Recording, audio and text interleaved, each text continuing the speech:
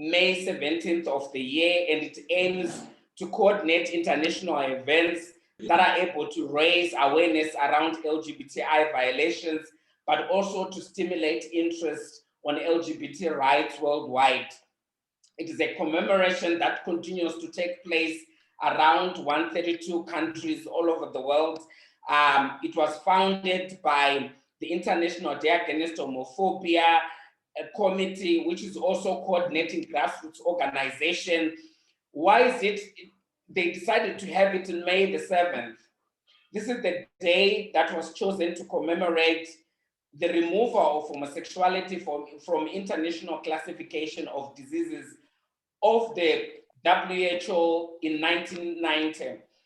The concept around this then culminated into a campaign around 2004, which also saw 24,000 people in 2005 organizing around this event, especially at International Gay and Lesbian Human Rights Commission and also at International Lesbian and Gay Association.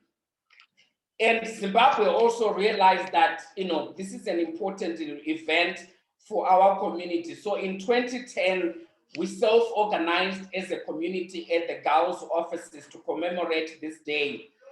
This also established the first flag in Zimbabwe that continues to fly today in recognition of the LGBTI struggle and also rights of individuals.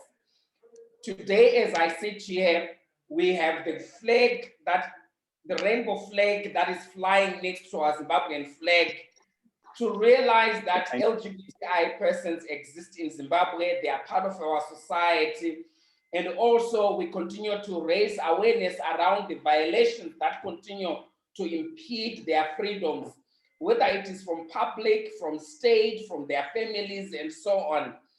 And as of today, we are also looking at the issues and the impact that COVID has also put a layer to our struggle in the community. That's why it's important for us to think about healing, the support that we all should get from our allies, and ask that we resist the divisions that society continue to put against us. And when we look at GALZ, we've walked this journey from 2010 with our human rights organizations, our community, but also with the support of local missions who have also provided us with safe spaces for us to be able to congregate and celebrate this day. Yes, COVID has not allowed us to come together as a community, but we continue to find safe spaces where we are able to engage our communities in conversation to improve their rights, as well as to participate in social, political, and economic spaces.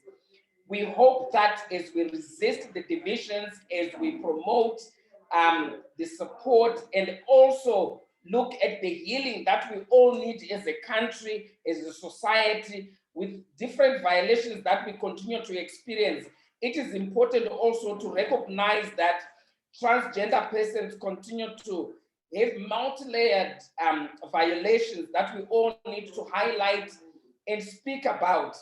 We also need to recognize that women continue to experience gender-based violence, and that we all need to come together as a community and speak.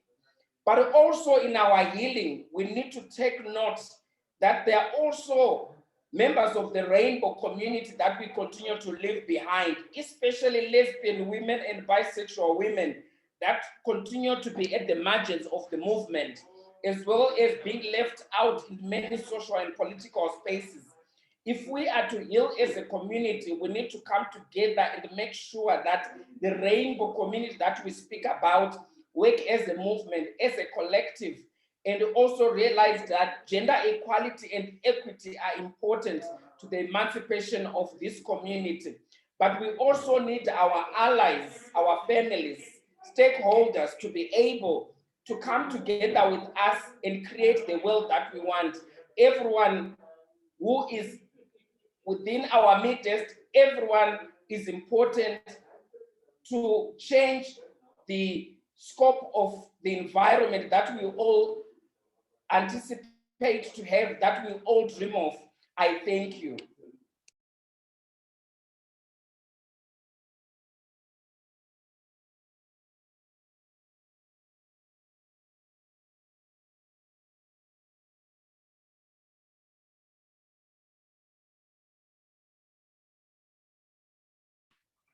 All right, thank you so much, Samuel, for that wonderful background. Maybe if you could just play a round of applause for Samuel, just unmute all our mics.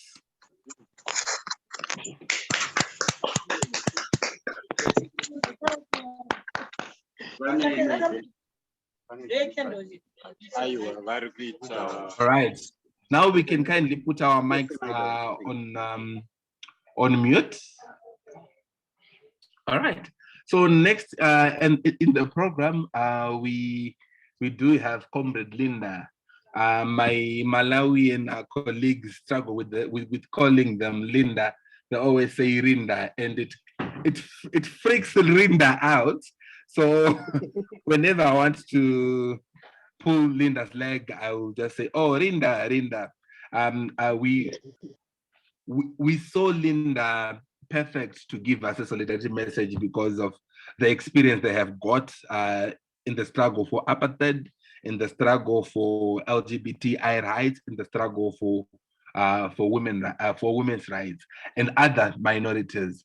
Linda is based in Namibia, as I have said earlier, a colleague, a friend, an ally, a pillar that we always count on as a movement. If there's a crisis and we know Linda is there, we know, oh, well, everything is okay. So Linda, over to you, comrade. Thank you very much, Munya. And of course, it's our Bantu languages. In my language also, I grew up all my life, they called me Rinda. So I guess I have to get used to it, that it's an African thing to be called Rinda. Your name always changed into what the cultural background inclines us to be called. But the other thing is, I'm actually happy to see the diva speaking, Samuel. I haven't seen him in action in a long time. So it was good to actually see that gesture. It just gave me a lot of reminiscing moments of our funful times when we were really young. And now I think we're growing old by the day. And but it's I think I'm blessed that you guys identified me and chosen Namibia, because it's not just about Linda, it's about Namibia, recognizing Namibia and its fellow activists that have been doing work for the continent.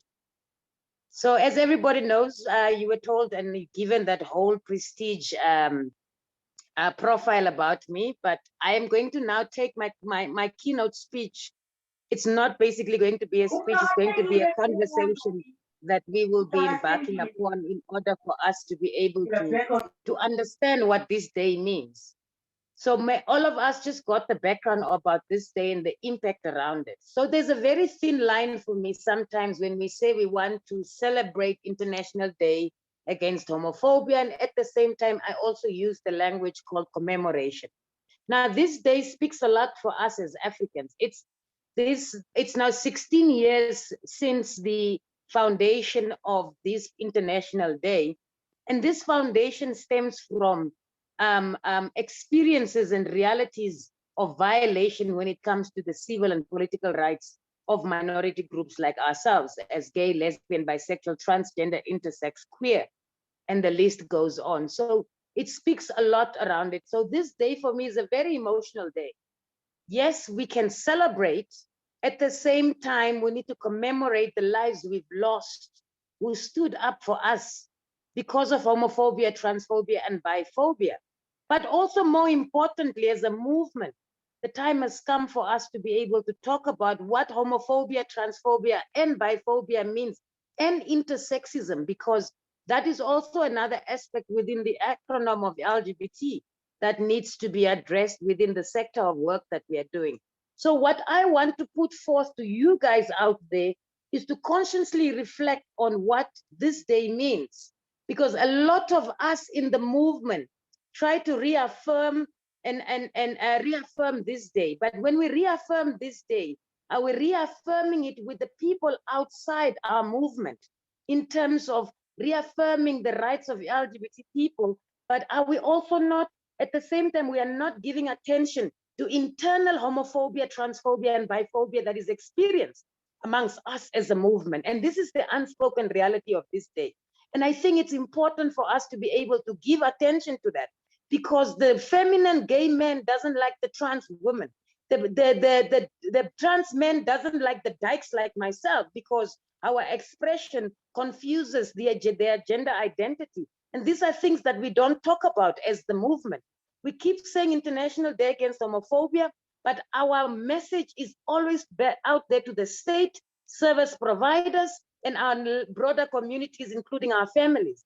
But we haven't taken this conversation with this whole theme that we are having as this year together, meaning that we need to together reflect on where we are coming from as a movement. Why is it and how is it that we have been existing for so long? For GALZ, it's 20 years of a lifetime of struggles. So you guys had a collective movement that was resistant to anything that violates civil and political rights. But at the same time, you guys built support amongst yourselves in order to heal the process of internalized homophobia, biphobia, and transphobia, but also at the same time to build resistance to address homophobia and biphobia and transphobia outside, but also at the same time the unspoken reality of intersexism. And it's something that needs to be spoken about on this particular day. This day is a day for me that gets me to reflect where we are as the African continent and where we are in our own countries. As the African continent, over the 20 years that I've been in the LGBT movement in the human rights sector, there hasn't been great achievement at the African Commission level as one example, because that initially laments the states in terms of ensuring that the heads of state are able to advance it. But there's an interesting analogy when you bring it to the African Commission, where LGBT groups are able to speak, yet their issues not taken up for proper reform processes. Now, when you come to Southern Africa, and I'm consciously starting from an African perspective, when you come to Southern Africa, we have reached goals where we took a strategic approach by doing services as the primary entry for recognition and realization. But at the same time, that realization, we could see that SADC has adopted, for instance, the key population framework on health services. But if you look at the SRHR programming, there's this comprehensive sexuality advancement that shows that SADC has moved, but the continent is not moving. So, but in the same time, in terms of the advancement around legislative reform, that evidently reflects on, when we look at today, can we actually be proud as African countries and individual activists in our countries and say that there has been transformation and not performance from our states? When I mean the difference between transformation and performance, I mean, like, let's look at Botswana. Botswana decriminalized the penal code. That means that they had a performance in the end of a result that got them to repeal to decriminalize that law. But at the same time, there hasn't been transformation in the country's legislative reform for services to be attained. And that is a very thin line. Today, my country has advanced the launch of its a repealing of the unnatural sexual offenses and sodomy law. So they're putting this out on this particular day. Yet at the same time, it says a lot about what countries are reflecting and are also moving into, because what we have done as a movement, we made sure that our resistance created space for us and environments within the human rights sector. From the human rights sector, we built relations for media houses to be able to cover our stories so that the visibility can be there. And through that, we build intersectional relations of key interdepartmental or services that needs to be given. Today, we are sitting 10 years, 15 years from the day of our foundation. That initially says that there is a great need for us to reflect, accept, dissect, and understand what this day means for us. You guys sitting in that room, celebrating this day, shows a lot of growth and development for Zimbabwe. I know about countries that are not able to commemorate this day. The activists are doing work online, and at the same time, their services to our communities have become a great issue. So that takes me to the issue about the status of hate speech that we all experience in our countries, but also the interpretation of what hate speech means. This is the legal framework that we are having. So our legal frameworks are very clear about association, freedom of association, the right to information, but also the freedom of expression. And that initially speaks about the importance that the protection and humanizing LGBT people is key on this day. But we also know our governments have not taken responsibility in our continent when it comes to this day. A lot of the statements are coming from everybody from the global north to be able to talk to our governments. You have one or two governments in the African region that acknowledges this day. That basically means we need to do an introspection as a movement. Why is it that this day is signified and amplified by us who are living this reality? Why is it that this agenda has not been picked up by fellow human rights organizations? If I had to sit here and ask myself, how many LGBT or how many human rights organizations have made a statement in Namibia or in your country without GALZ making their statement, it's evident that people work with us behind the doors, but they are not able to speak out for us. And today is a day for us to celebrate those who have guts to speak out, but also celebrate ourselves for having the agency to be able to speak on this. That makes us survivors of this key theme that we're having, that we have been resisting any form of violation towards us. We have been seeking support amongst ourselves first, because there's no way that our movement would have grown to that extent of where all our countries now in SADC has more than one organization. I can remember back in the days, for Namibia, it was the Rainbow Project. For Zimbabwe, it was only GALZ. Then you'll go to Malawi, it was only SEDEP. But now you're able to see the growth and diversity of all these organizations, all these diverse and radical activists. And the reason why that happened is because the internalized homophobia has also made organizations grow where they specialize in gender identity. So my message to you today is, yes, celebrate this day, but get to understand why you are celebrating it. Have you guys had the opportunity to sit in that room and be able to ask yourself whether there is any internalized homophobia and transphobia in that room? Because that's where it begins, before you guys are going to be our agents on the ground to be able to speak to others. Many of us in our houses still experience homophobia where we are called faggots and a lot of our native names, but because we believe that we belong to families and that we believe that we are equal. That is why we continue to educate our families. And through that healing process, it is the way for us to be able to attain and reaffirm and enhance equality and recognition of our existence. And my prayer is for Southern Africa, that the presidents of our Southern African governments have the guts to advance recognition for LGBT people, compared to them being quiet and not just saying anything. They don't have to say we're going to give you the rights, but they have to say that we are equal and that we recognize that LGBT people exist and that they need to be serviced equally. If we get that, it doesn't mean that your president is promoting homosexuality. Your president is promoting equality for all. And I think that's what we need in order for services to change on the ground. So for me, as a fellow activist, I chose not to do the presidential style of speeches. I thought I'll have a conversation for you to think and ponder about what I'm saying, because the question still remains, what does this theme means for us? And when we reflect on it, for me, is about what does it mean internally in a movement of ours and where we find ourselves. Sorry for that. So the discrimination and injustice and inequalities that we experience can only be changed when we in the movement change the way we look at things, the way we treat our fellow comrades, and the way we expect others to treat us. That's where the beginning of homophobia, transphobia, and intersexism can be overcome.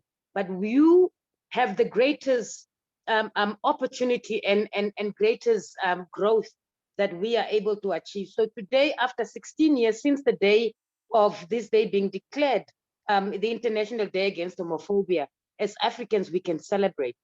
Usually 10 years back this day, you will hear about somebody being killed, who is an activist, who is queer.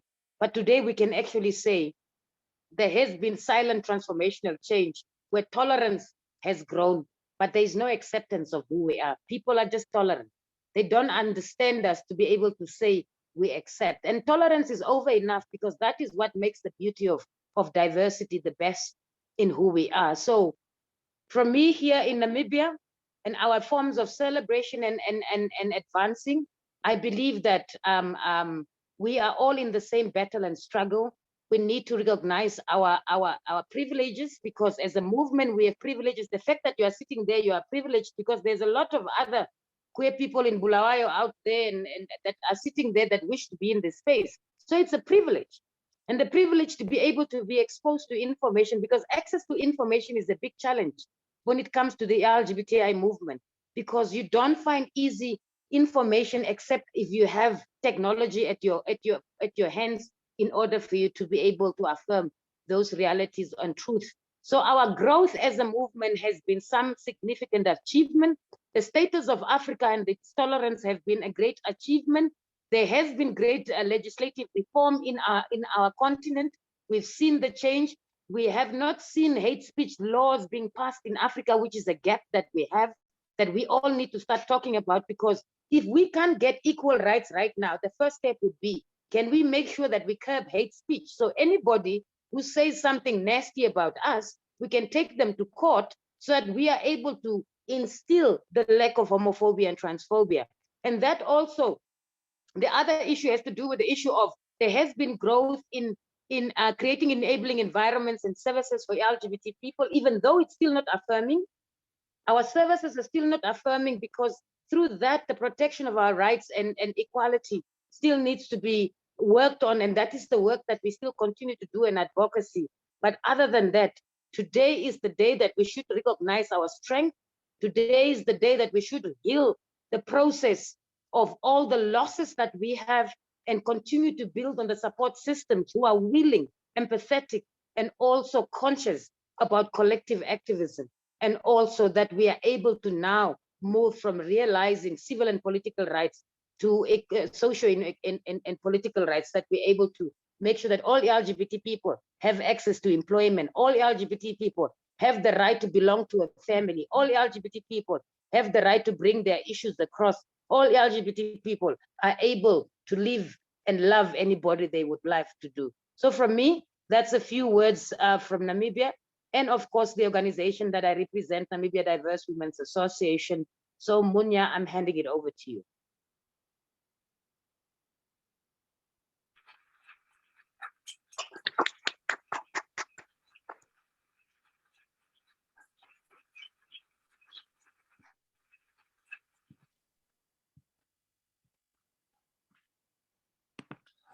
Thank you so much, Comrade Linda. I hope the round of applause was queer enough, and I hope you you could hear it loud and clear. Thank you so much for the solidarity message. Munya, why are you changing all your t-shirts? You had a pink one. I think I saw you in the beginning with a red one. Why are you not showing us the messages also? Because now I'm wondering, you are just changing outfits. Yes, let me see what's going on. You guys, you've got money, man. Serious, look at the t-shirts that are made. No Namibian organization even printed one t-shirt. Can you imagine? Hi. Because I'm seeing you change and I'm wondering, yeah, you on, okay. Well, congratulations. I'm jealous, just so you know. I'm hoping COVID will die so that I can at least have access to one of those 2 t-shirts. Sure, we will make arrangements that we can DHL one of the t-shirts. And anyway, I'm speechless. Thank you so much for the solidarity message. We could resonate with it. Personally, I felt affirmed for the struggle. I felt relevant. I was challenged. It was quite provoking. There was also a lot of optimism in the message. Looking at the case of Botswana, we of course are all Bantu people. If Botswana did it, we hope Namibia will do it soon. And in the long run, we believe the whole of Africa would be free, where human rights for LGBTI people and other people of same-sex sexuality and any other minority group will be observed and respected. It was also a very emotional, Linda, looking at the journey that we have undertaken so far. We come from a period where our issues we could not speak about it in the open. And I think it also made me realize the need for us to salute those who have started the journey before us, the David Carters, those who have passed on, other legends and other comrades who at least made the paveway for us. You spoke a lot around privileges, how today we are privileged to come out in the open, to wear this proud t-shirt, to say, yes, I'm queer, I'm African, I'm Zimbabwean, and I'm here to say, this is my right. For those who know history, the former presidium was not very tolerant, was not even, not want to hear anything that had to do with homosexuality. I think I was challenged with the issue of African Commission and also the approach of the human factor approach, where we need to write on the principles of Ubuntu. Since we are all Bantu people, a person is a person, and they have to treat other people as persons.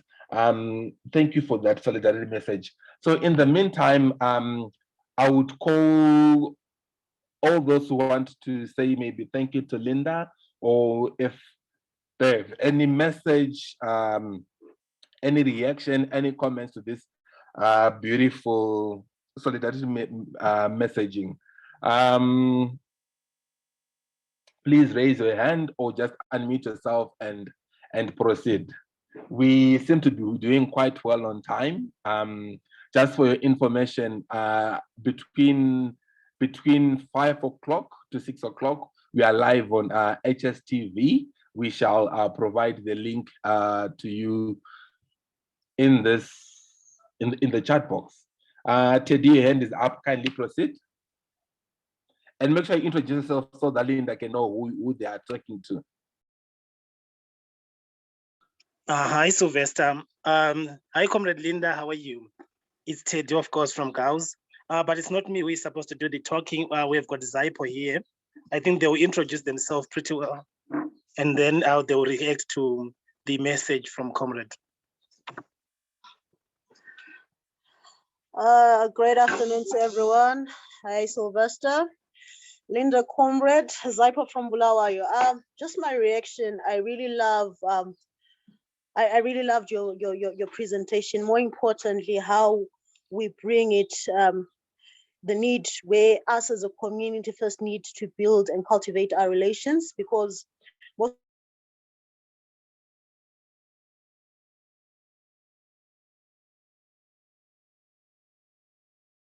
lost Comrade Zaipo, or is the network in Bulawayo which is acting up? Yeah, we've lost it. Comrade Zaipo, I think we have lost them, but I'm sure they'll be back to catch up. Any other solidarity messages? Even a special thank you, even a gay thank you, a queer thank you, a lesbian thank you to our own amazing, marvelous Rinda.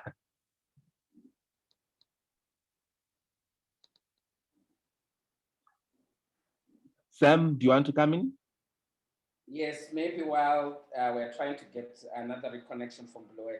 I just want to say thank you to Linda for, I think, reminding us that sometimes it's important that we also self-reflect on our own, because at times we tend to look outwards only and not look inwards as a movement. And there are a couple of takeaways that I've also picked up that perhaps will help us to improve our inclusivity approach.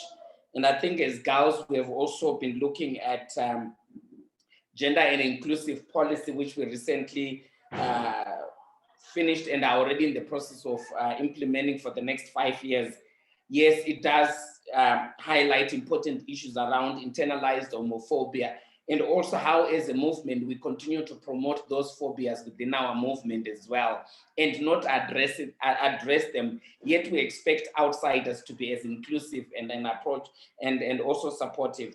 But also something that I thought as a movement we need to really think seriously is also around people whom we identify as allies, but on the day like this, the question was how many of those partners have actually put information outside to show the solidarity that they purport to have. And those are questions I think that were going through my mind. So far, I've seen one partner, but yet we've got thousands of organizations that continue to claim they work with LGBTI. They are the first online in terms of getting resources to the community. But when it comes to an event like this one, which I think is critical elements around healing, togetherness, resistance, and so on, people remain silent. That silence is deafening for me, and that's something I think we need to reflect as a collective. But also I picked that hate speech could be an approach that we as a movement can actually continue to address, perhaps also looking at how do we harness this opportunity, because not only is it playing out in the LGBTI sector, but we've also realized that as a collective with other civil society and other parts of society, people have been calling to stop hate speech between political parties, between religious groups, between traditional groups, and within civil society. So we have a common ground that we can actually come up with perhaps a law that actually prohibits hate speech, and that could be an entry point from ourselves. But also for us to understand that we need time to reflect on what this system is all about.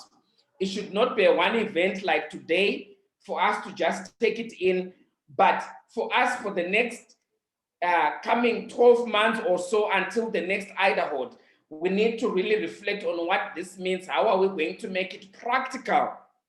So that when we look back in the history of our movement, especially in relation to IDAHOT, we would have enough respect for ourselves as a movement. So thank you for those strong and important reflections on this day. And we appreciate you, we love you, and hopefully you continue to give us the same energy that you have always given. I continue to do the same. So it's always a pleasure when I meet the same fellow to say what we have been doing. Yes, I have not been in the picture for so long. There are things happening at the background, and I have Sylvester and the team to support while I'm sitting at the back and watching. So hopefully those who are also listening will take the torch from Linda and continue to champion the movement as she has really grounded us today. I thank you. Thank you so much, Sam. There is also a message in the chat box from Health Phones Trust Zimbabwe. It says, thank you, GALZ, for bringing us together and reminding us that working together is important for our communities. And a gentle reminder that our theme for 2021 IDAHOT celebration is together, resisting, supporting, and healing. And I think it resonates very well with the current times we face as queer persons. And also we are still in the midst of the COVID-19 pandemic. We are still resisting the homophobia, resisting the virus. We are supporting all initiatives for solidarity, and we are calling for healing for everyone who has been affected by COVID, and also for everyone who has been affected by homophobia, biphobia, transphobia. On this note, this is the last call. Any comments, any feedback? Like I said, the celebrations are going on. But I hope I got it right.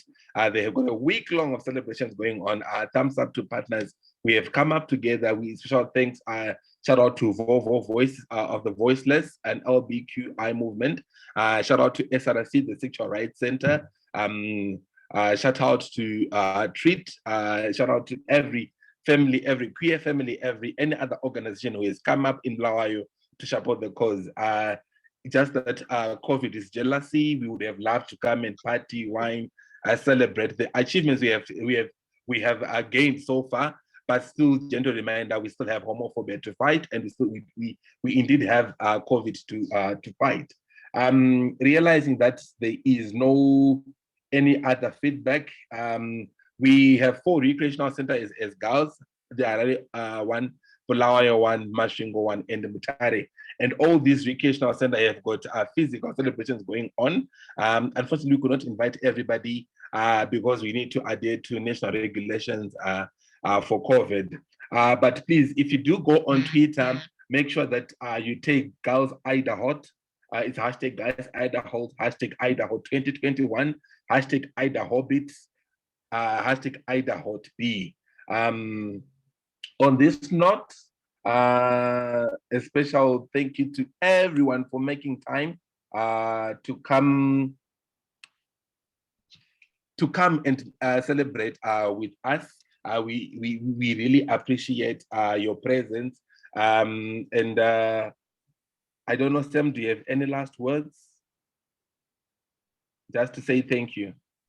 No, probably I'll say thank you to those who joined us from all over the place. We appreciate your presence and your participation. I hope this will not be the end of the conversations.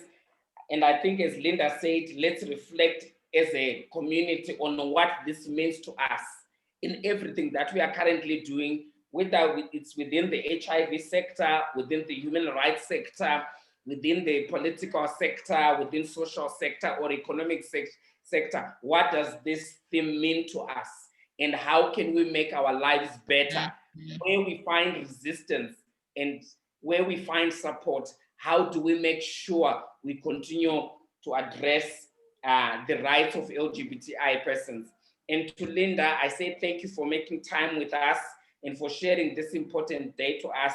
It means a lot to us to have you online and for you to share those wise words, and I hope we'll put them into practice in the next couple of years. I thank you.